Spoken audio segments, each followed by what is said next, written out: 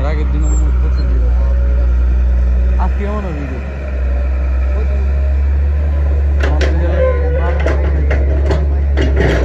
বালু কমে যাচ্ছে যে অন ভিড়ের মধ্যে প্রচুর ভিড় গাড়ি 20-25 টাকা ভিড়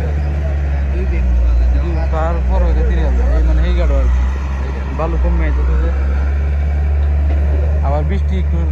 মানুষটা ফেক দিয়ে যাইতে পারে না বালু লিয়া এখানে ফালবো অন্য দিন বালু সে দিয়ে মনে করতেছে